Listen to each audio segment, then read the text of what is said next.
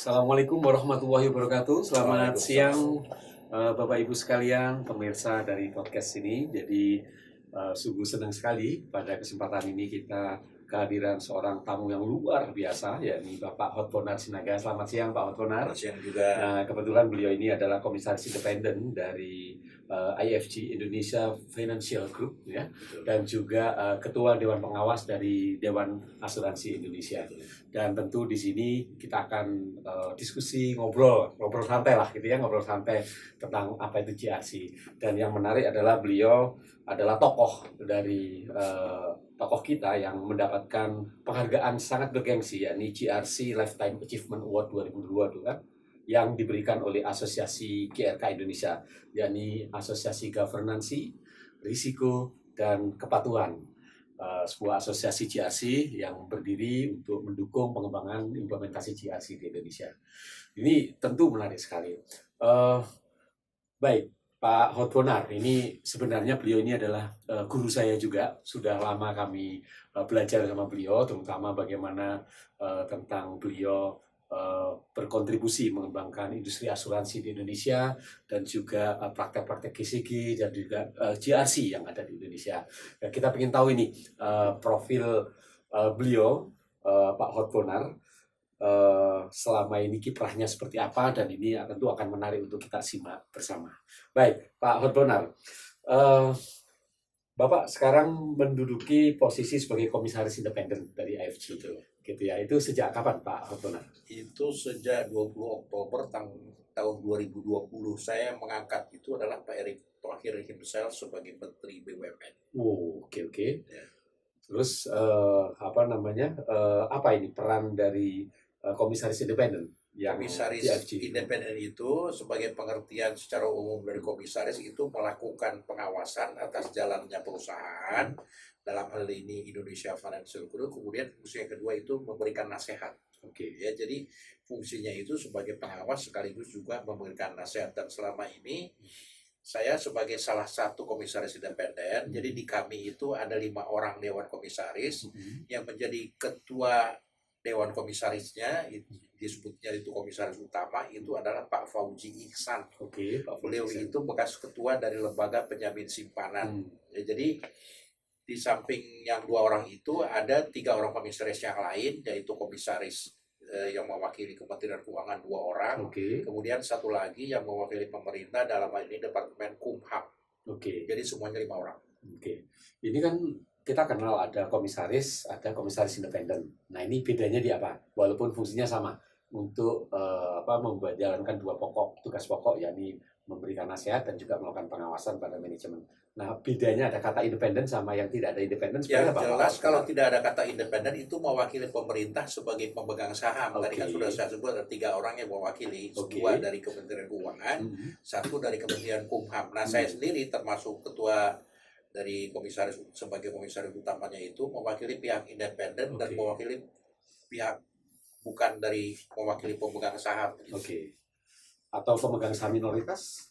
Enggak juga ya. Kalau kita bicara secara umum, memang pengertian dari komisaris independen itu yang mewakili pemegang saham minoritas. Tapi dalam hal ini sebagai badan usaha milik negara tidak ada pengertian pemegang saham minoritas, begitu. Ini menarik sekali kita bicara mengenai IFG itu ya. Boleh dijelaskan secara sekilas ya, IFG itu apa? Kemudian pengembangannya ke arah mana?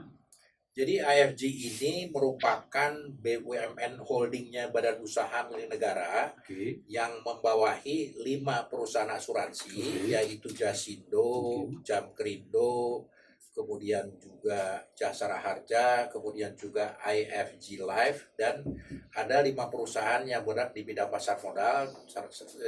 Yang besar-besar itu antara lain adalah Bahana Sekuritas, kemudian Bahana TCW Investment, kemudian Bahana Capital, dan beberapa perusahaan lain yang tergabung di dalam Indonesia Financial Group.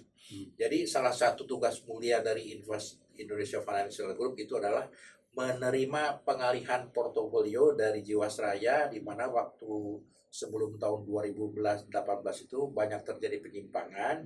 Nah, yang dipindahkan kepada IFG Life yang sengaja diberikan tugas oleh pemerintah kepada IFG sebagai konglomerasi yang bergerak di bidang perasuransian itu adalah membereskan portofolio yang tadinya ditangani oleh Jiwasraya, kemudian juga menerima pengalihan aset dari Jiwasraya, dan sekarang ini prosesnya sudah berjalan cukup baik, di mana dalam hal ini negara atau pemerintah itu memberikan penyertaan modal negara sampai 20 triliun. Kemudian karena dana itu tidak cukup, akhirnya IFG sebagai pemegang saham dari IFG Life itu melakukan fundraising dengan melakukan pinjaman kredit sindikasi dari himpunan bank milik negara yang terdiri dari Bank Mandiri, BRI, kemudian BNI dan juga BTN begitu. Oke, baik. Kita berlanjut tadi, Bapak juga menyampaikan bahwa sekarang menduduki posisi sebagai Ketua Dewan Pengawas dari Asosiasi Dewan Asuransi Indonesia. Nah, boleh diceritakan sedikit tentang profil Dewan Asuransi Indonesia dan apa yang Bapak lakukan sebagai Ketua Dewan Pengawas? Jadi Dewan Asuransi Indonesia itu sebelum didirikan menjadi Dewan Asuransi Indonesia yang membawahi beberapa asosiasi, itu sebelum tahun 2002 itu anggotanya adalah perusahaan-perusahaan asuransi. Baik asuransi jiwa maupun asuransi umum termasuk perusahaan reasuransi. Tapi sejak tahun 2002 di mana saya menjadi ketua pertama dari Dewan Asuransi Indonesia, anggotanya bukan lagi langsung perusahaan asuransi tapi asosiasi. Asosiasinya jadi asosiasi itu yang terhimpun di dalam Dewan Asuransi Indonesia terdiri dari asosiasi asuransi umum yang membawahi perusahaan-perusahaan asuransi umum, kemudian asosiasi asuransi jiwa yang membawahi perusahaan-perusahaan asuransi jiwa di Indonesia, baik yang nasional maupun yang joint venture, kemudian asosiasi dari perusahaan broker asuransi Indonesia atau yang disebut Aparindo, kemudian juga membawahi asosiasi asuransi syariah Indonesia atau ASI yang terdiri dari perusahaan-perusahaan yang merupakan full pledge dari perusahaan asuransi syariah, termasuk juga unit usaha syariah. Kemudian juga sejak 2002 itu saya menjadi ketua Dewan Asuransi Indonesia, dan sejak 2021 saya ditunjuk menjadi ketua Dewan Pengawas Dewan Asuransi Indonesia yang tadi sudah saya jelaskan membawahi asosiasi-asosiasi yang terhimpun di dalam Dewan Asuransi Indonesia begitu. Ya, ini tentu merupakan posisi yang sangat strategis ya, dan punya peran penting bagaimana menumbuhkan industri asuransi di Indonesia. Seperti kita ketahui, tingkat literasi asuransi di Indonesia itu tentu juga masih perlu ditingkatkan gitu ya, kalau dibandingkan dengan beberapa negara lain gitu ya. Nah, kita sedikit bicara mengenai asuransi. Bagaimana pendapat Bapak perkembangan asuransi di Indonesia dalam 3 atau 5 tahun terakhir ini? Jadi kalau kita bicara mengenai perkembangan asuransi Indonesia, itu saya masih ingat pada akhir bulan Mei tahun 2022 ini, itu Pak Wakil Menteri BUMN 2, Pak Tiko Kartiko Wiryodiharjo, itu Wiryoatmojo itu menjelaskan mengenai tingkat literasi yang Bapak tanyakan itu. Jadi kita itu kalau kita bicara mengenai penetrasi itu masih di bawah beberapa negara ASEAN. Ya. Kita mungkin dalam hal ini lebih baik daripada Laos, kemudian Kamboja, kemudian juga Vietnam, tapi masih di bawah Filipina, kemudian juga di bawah Malaysia maupun Singapura, sehingga ini merupakan tugas berat. Salah satunya itu dibebankan kepada Dewan Asuransi Indonesia. Jadi ada pembagian tugas antara Dewan Asuransi Indonesia dengan Dewan Pengawas Dewan Asuransi Indonesia, di mana Dewan Pengawas Dewan Asuransi Indonesia itu menangani masalah yang disebut Insurance Day yang tiap tahunnya itu jatuh pada 18 Oktober setiap tahun, dan tugas utamanya seperti Bapak katakan tadi adalah memasyarakatkan, meningkatkan literasi perasuransian bagi seluruh publik atau masyarakat di Indonesia begitu. Baik, itu pemirsa, kita tadi sudah mendengarkan bersama, menyimak bersama bagaimana perkembangan asuransi yang ada di Indonesia, dan tentu masih menjadi PR ya untuk meningkatkan tingkat literasi gitu. Apa yang dilakukan oleh Dewan Asuransi Indonesia untuk mendukung peningkatan tingkat literasi, paling nggak untuk di ASEAN ya jangan banyak ketinggalan dari beberapa Betul. negara. Jadi kalau kita bicara tingkat penetrasi tadi kan masih rendah sekali. Iya. Itu kalau nggak salah angkanya itu hanya sekitar 3% saja. 3%. Dari kapasitas 100%. Jadi Oke. tugas dari Dewan Pengawas Dewan Asuransi Indonesia itu sudah saya jelaskan itu terkait dengan masalah literasi, ya, termasuk juga hari Insurance Day yang tadi saya sebutkan tanggal 18 Oktober tiap tahun. Nah, kalau pembagian tugasnya dengan Dewan Asuransi Indonesia yang membawahi beberapa asosiasi itu bersifat masalah teknis, ya, termasuk misalnya waktu tahun yang lalu Asosiasi Asuransi Jiwa Indonesia itu membuat roadmap 25 tahun, ya, dari tahun 2021 sampai dengan 2036. Nah, ini sebetulnya bukan hanya tugas dari Asosiasi Perasuransian saja, tetapi juga perlu dibantu oleh stakeholder yang lain, termasuk dalam hal ini adalah Otoritas Jasa Keuangan, kemudian Kementerian Keuangan, termasuk juga asosiasi yang terkait dengan governance, risk management, dan compliance, ya, termasuk yang sekarang ini menjadi tugas utama itu adalah Central for Risk Management Sustainability. Itu salah satu tugasnya adalah meningkatkan literasi asuransi yang menjadi tugas dari semua stakeholder yang terlibat dalam dunia perasuransian. Oke, ini menarik. Kalau dalam sebuah roadmap tentu kan nanti ada target, ya. Betul. Tingkat penetrasi dan literasi dari asuransi yang tidak dicapai. Artinya ini juga menjadi sebuah tujuan. Namun demikian, ketika kita ingin mencapai sebuah tujuan, tentu harus comply terhadap aturan, terhadap regulasi. Tata kelolanya harus betul, memperhatikan manajemen risikonya, dan tentu aspek kepatuhan harus dikedepankan. Artinya GRC-nya juga harus dikedepankan.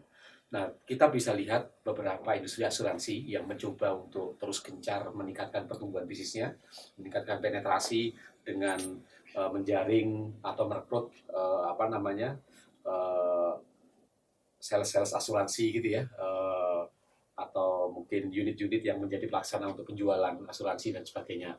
Kadangkala mereka sudah sangat aware terhadap GRC, tapi kadangkala juga mungkin agak sedikit abai terhadap GRC. Menurut Bapak ini selaku Ketua Dewan Pengawas dari Dewan Asuransi Indonesia, bagaimana menciptakan keseimbangan antara mencapai target untuk pertumbuhan di dalam bisnis asuransi ini, kemudian juga tumbuhnya itu berbasis dengan GRC, Governance, Risk and Compliance. Bagaimana menyeimbangkan antara pencapaian tujuan dengan implementasi dari GRC-nya. Saya kira ini pertanyaan menarik, yaitu harus ada harmonisasi, ya, artinya sejalan antara pengertian dalam hal terkait dengan teknis asuransi, tapi jangan pernah melupakan mengenai masalah yang tiga itu, governance, risk management, dan compliance. Seperti misalnya dalam kaitan dengan fungsi saya sebagai komisaris independen di Indonesia Financial Group, itu saya selalu mengingatkan kalau kami mengadakan rapat dengan direksi IFG maupun antara Dewan Komisaris sesama IFG, termasuk di anak-anak perusahaan, bahwa salah satu fungsi yang terpenting dalam kaitan dengan pengembangan maupun literasi secara teknis asuransi adalah GRC. Saya sendiri kan pernah di Dewan Audit Otoritas Jasa Keuangan bersama dengan Bapak Antonius Alijoyo dari CRMS, itu tahun 2013 dan 2014. Saya waktu itu diistilahkan itu OJK Jilid 2, waktu itu kalau nggak salah Ketua Dewan Auditnya adalah Pak Ahmad Hidayat. Itu saya diajak untuk pertama kali menjelaskan mengenai istilah GRC ini. Nah, waktu itu saya masih ingat tempatnya itu di Gedung Bank Indonesia di kota. Di kota ya, masih di kota ya. Dan itu setiap tahun Dewan Audit masa masih OJK Jilid 1, yang waktu itu ketuanya adalah Profesor Ilya Afianti, kemudian OJK Jilid 2 yang ketuanya adalah Pak Ahmad Hidayat, kemudian yang OJK Jilid 3 ini ketuanya juga adalah Ibu Sofia Watimena. Ini adalah tugasnya itu adalah memasyarakatkan GRC. Dan setiap tahun itu OJK selalu mengadakan yang disebut istilahnya GRC Summit. Nah, seperti kita ketahui, GRC Summit itu untuk tahun ini akan diadakan di Jogja pada akhir Agustus. Itu akan diselenggarakan oleh CRMS, dan itu adalah merupakan peluang yang baik untuk memasyarakatkan GRC, karena seperti saya katakan tadi, sebagai salah satu dari komisaris dari IFG, itu saya selalu mengingatkan baik kepada direksi maupun kepada Dewan Komisaris AFC yang lain bahwa kita jangan pernah melupakan 3 unsur itu, yaitu governance, risk management, dan compliance. Oke. Pak Hottonar, selaku penerima penghargaan GRC Lifetime Achievement 2022, apa yang menjadi ekspektasi, harapan Bapak atau aspirasi terhadap atau terkait dengan implementasi GRC di Indonesia ke depannya?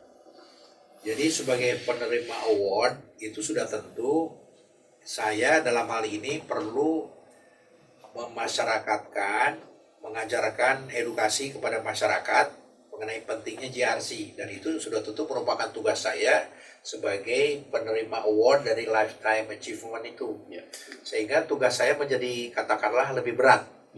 Tapi saya lebih menantang, tapi saya suka melakukan itu karena pada dasarnya profesi saya utama sebetulnya bukan direktur utama atau misalnya bukan ketua atau misalnya begawan yang tadi saya sebutkan, tapi profesi saya utama adalah memberikan sebagai dosen yang ngajarin orang-orang atau anak-anak orang supaya semakin pinter.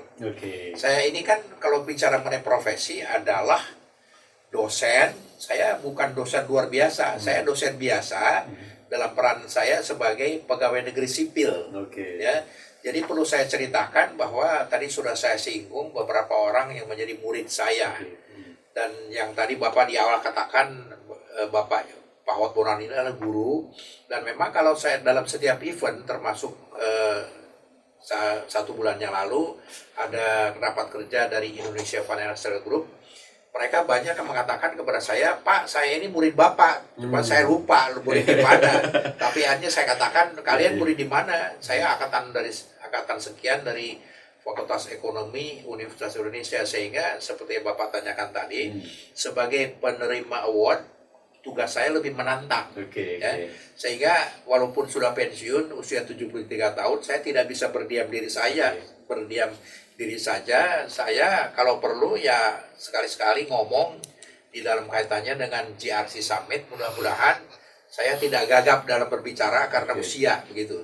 Ini luar biasa semangat beliau, pemirsa ya, udah usia 73 tahun, tapi dengan penghargaan ini justru makin tertantang, termotivasi gitu ya, sebagai tanggung jawab moral untuk terus mensosialisasikan tentang pentingnya implementasi GRC terutama di perusahaan-perusahaan di Indonesia, agar bisnis atau perusahaan yang di Indonesia bisa tumbuh secara berkelanjutan dalam jangka panjang. Terakhir Pak Hottonar, kita bicara mengenai GRC gitu ya. Kira-kira dengan tanggung jawab yang tadi, tanggung jawab moral yang Bapak sebut sebagai tantangan ya untuk bagaimana mendorong edukasi terkait dengan GRC dan implementasi GRC. Apa kira-kira langkah konkret yang akan Bapak lakukan ya sebagai tanggung jawab moral penerima penghargaan ini untuk mendukung edukasi tentang GRC di Indonesia? Ya, salah satunya adalah ikut terlibat dalam kegiatan yang namanya GRC Summit. Ya, paling tidak kalaupun tidak sebagai pembicara, itu sebagai peserta. Sehingga untuk menyemangati yang lain juga ya. Untuk menyemangati yang lain, untuk bisa juga mengajukan pertanyaan kepada pembicara yang kalau misalnya dia nggak perlu, itu supaya diketahui juga oleh peserta yang lain. Ya. Tetapi kalau kemungkinan sebagai speaker itu saya kira kecil kemungkinannya. Kenapa tadi? Karena usia itu tidak bisa dibohongi. Ya, seperti tadi saya lupa siapa yang melakukan fit and proper waktu saya menjadi anggota Dewan Audit. Sampai sekarang saya masih belum ingat kecuali Pak Nelson Tarpubolon, Ibu Ilya Afianti, Pak Rahmat Waluyanto, dan Ibu Tituk. Dua anak yang lain saya lupa. Ya, jadi kalau bisa ya dalam waktu yang akan datang selalu saya ingin melibatkan diri dalam kegiatan-kegiatan yang namanya secara universal itu adalah GRC Summit. GRC Summit. Kalau menurut Bapak apa sih mungkin 2 atau 3 faktor aja yang menjadi kunci keberhasilan implementasi GRC menurut Bapak? Itu apa? Saya kira seperti saya katakan tadi dilakukan secara konsekuen, ya, kemudian perlu ada pihak yang mengawasi. Perlu ada yang mengawasi. Ya, kalau kita bicara perusahaan, yang mengawasi adalah Dewan Komisaris. Ya. Kalau bicara mengenai BUMN itu adalah Kementerian BUMN sebagai pemegang saham. Ya. Bukan berarti menterinya, tetapi juga deputi-deputinya, termasuk juga staf-staf khusus dari Menteri BUMN yang ikut mengawasi, dan kalau perlu seperti saya katakan tadi dijewer itu direksinya kalau melakukan potensi benturan kepentingan atau potensi terjadinya penyimpangan, sehingga betul-betul bisa dilaksanakan GRC itu secara benar dan konsekuen. Baik pemirsa, tadi kita sudah menyimak bersama diskusi dan juga sharing ya tadi dari Pak Ottonar, seorang pegawan jaminan sosial, dan juga beliau sangat aktif dalam kegiatan-kegiatan yang berkaitan dengan GRC, sehingga memang sangat layak untuk mendapatkan penghargaan GRC Lifetime Achievement 2022. Dan tentu ini merupakan tanggung jawab moral ya. Betul. Untuk terus kita dorong, tingkatkan edukasi dan implementasi dari GRC di Indonesia, dengan harapan makin banyak perusahaan-perusahaan di Indonesia yang menjalankan GRC dengan baik, yang efektif dan berkualitas untuk mendukung pertumbuhan bisnis yang berkelanjutan. Oke, baik. Terima kasih kepada semua. Terima kasih Pak Lutfi.